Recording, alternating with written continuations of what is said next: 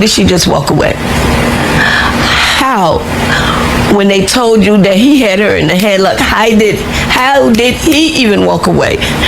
Why did they was so easy to walk away? They tell me, look at the video, they bumping fences. I don't know about any of that because I really can't even focus. Court records show the shooter had filed multiple protective orders against Blackmon starting last December and as recently as this summer. The family believes she was trying to build a paper trail. That's a game that was played and it was premeditated. The shooter was taken into custody but later released. Blackmon's family says she was unarmed. Witness video also shows Blackmon's white car stopped in the street, but it's unclear how she got out. They insist there was no reason to shoot her. Blackmon worked 2 jobs and was studying to become a registered nurse. Her school awarded her mom a pin posthumously. You had an opportunity to walk away, to call the police, to turn around and get in your car and drive off. You did none of the above. The night did not announce itself as violent. There were no sirens at first, no flashing lights cutting through the dark. Just silence, heavy, unnatural silence, hanging over a scene that would soon become a permanent scar. When Romeca Blackmon was found, the stillness told a story before investigators ever spoke. A life had ended where it never should have, and the weight of that truth pressed down on everyone who stood near the scene. In the hours that followed, shock moved faster than facts. Law enforcement worked methodically, documenting what could be seen, preserving what could not be replaced, and trying to understand how a young life had reached such a brutal end. Word spread quietly at first, then all at once. A name, a face, a future that would now exist only in memories and photographs. Romeca was more than a headline. To those who loved her, she was warmth, ambition, and presence. Someone whose absence would echo louder than her voice ever had.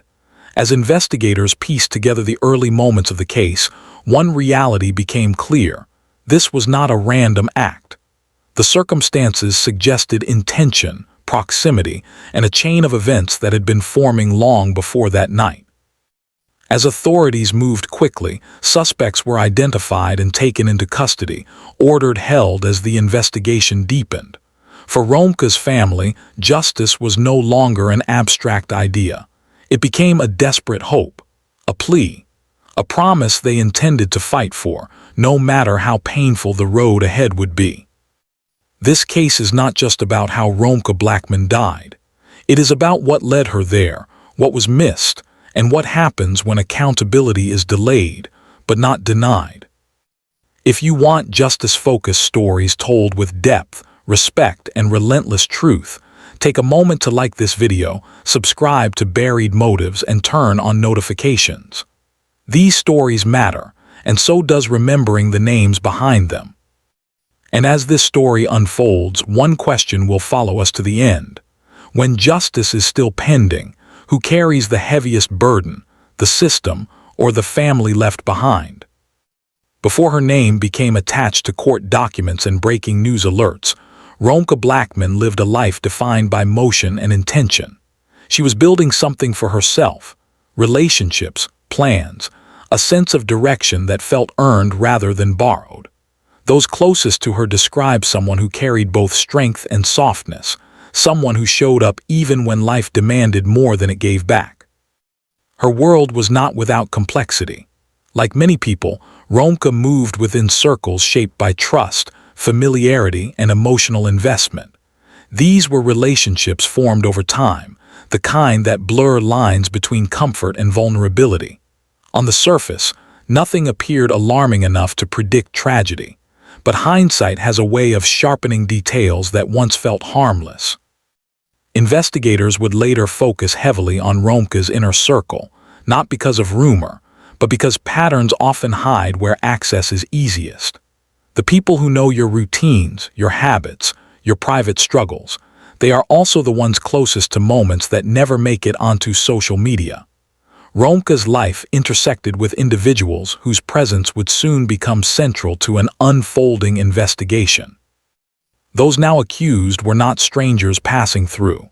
They were people connected by proximity and history, linked to Romeca through shared time and circumstances. Authorities began mapping relationships, timelines, and digital footprints, searching for consistency and finding fractures instead.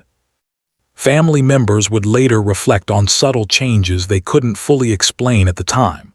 Shifts in energy, moments of concern that didn't yet have names.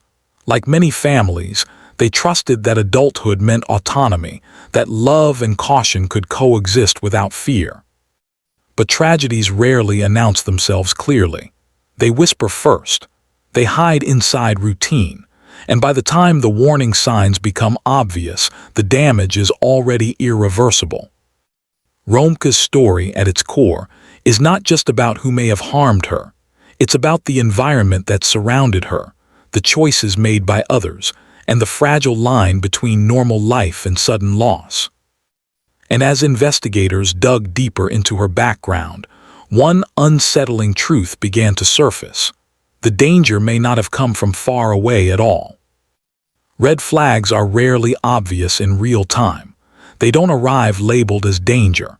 They appear as small disruptions, moments that feel off but are easy to excuse. In Romeca Blackmon's case, investigators would later describe a pattern that only made sense once everything else fell apart. There were inconsistencies in behavior, subtle tensions beneath ordinary interactions, shifts in communication, emotional undercurrents that suggested strain rather than stability.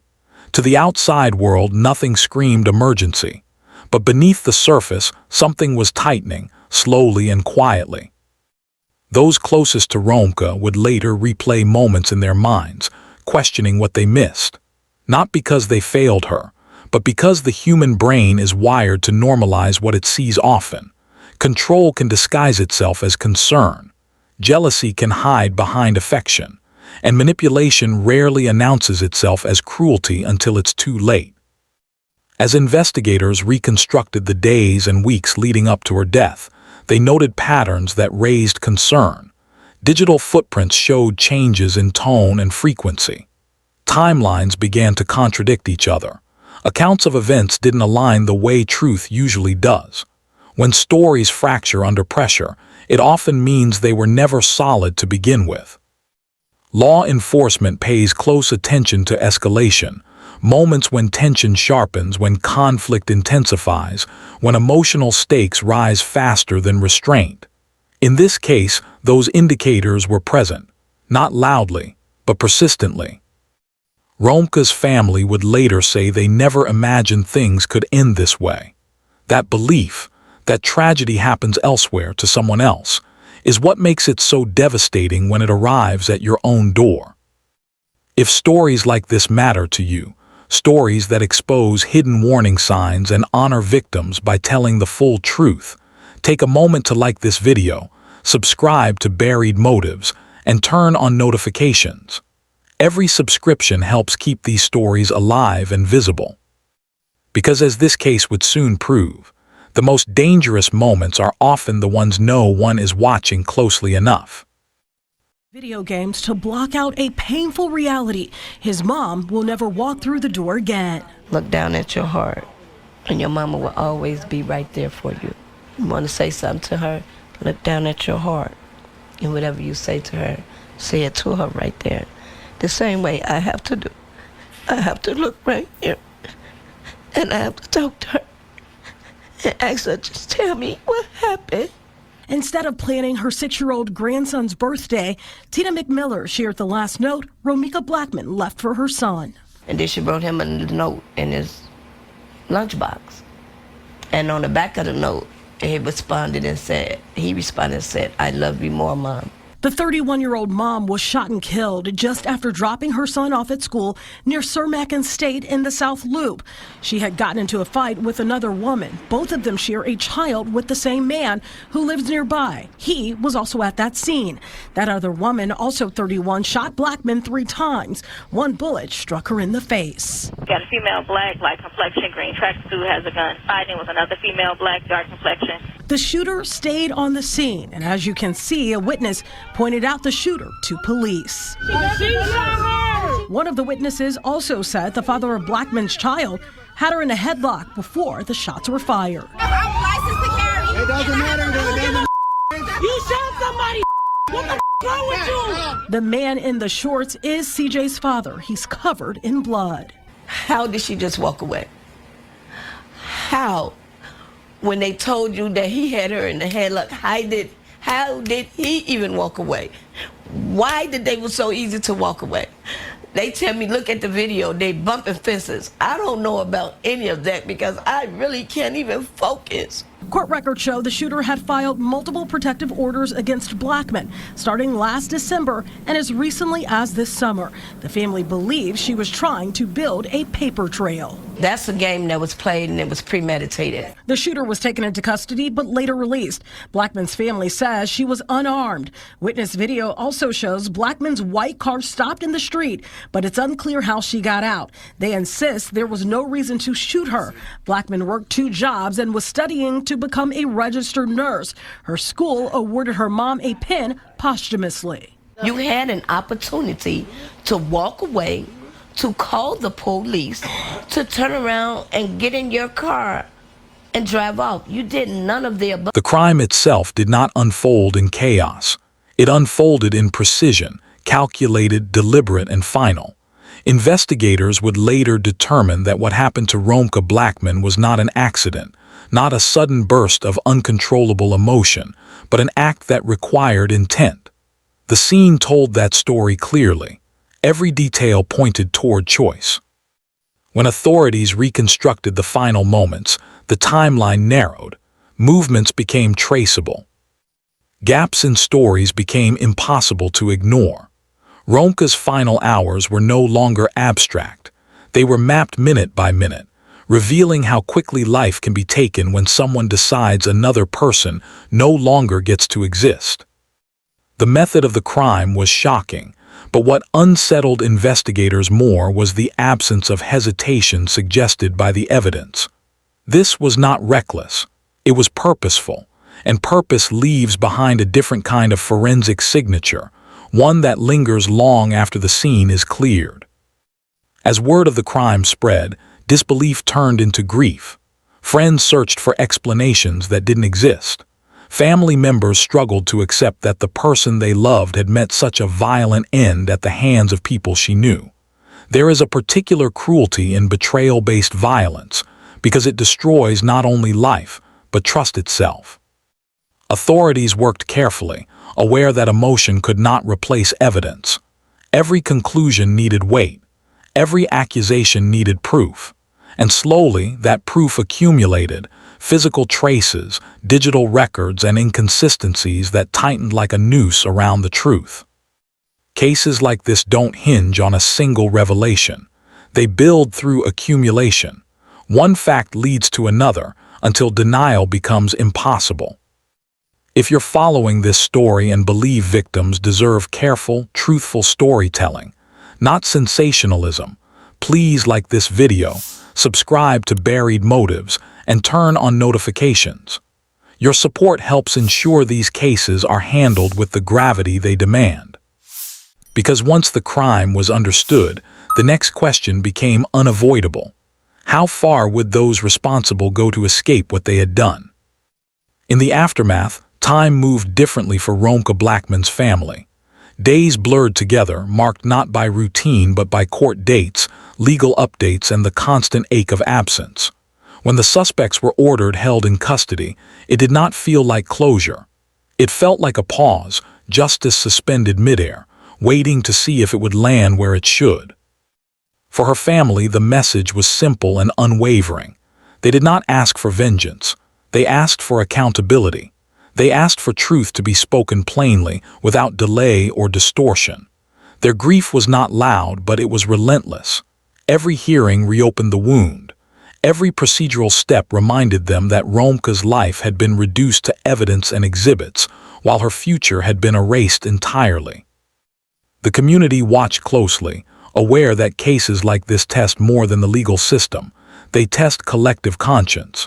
Whether justice moves swiftly or slowly, it carries consequences far beyond the courtroom. It shapes how families heal, how communities trust, and how society decides whose lives are protected. Romeca's name now exists in 2 worlds. one of memory, where she is laughter, plans, and love, and one of record, where her death demands answers that can never bring her back. Justice, even if delivered fully, will always arrive incomplete. How did she just walk away? How? When they told you that he had her in the headlock, how did he even walk away? Why did they was so easy to walk away? They tell me, look at the video, they bumping fences. I don't know about any of that because I really can't even focus. Court records show the shooter had filed multiple protective orders against Blackmon starting last December and as recently as this summer. The family believes she was trying to build a paper trail. That's a game that was played and it was premeditated. The shooter was taken into custody but later released. Blackmon's family says she was unarmed. Witness video also shows Blackmon's white car stopped in the street, but it's unclear how she got out. They insist there was no reason to shoot her. Blackmon worked 2 jobs and was studying to become a registered nurse. Her school awarded her mom a pin posthumously. You had an opportunity to walk away, to call the police, to turn around and get in your car and drive off. You did none of the above. If you believe stories like Romeca Blackmon's deserve to be told with care, truth, and respect, take a moment to like this video, share it, subscribe to Buried Motives, and turn on notifications. It helps keep these cases visible and these names remembered. And as we wait for the final outcome, one question remains for all of us. When justice finally speaks, will it be enough to honor the life that was taken?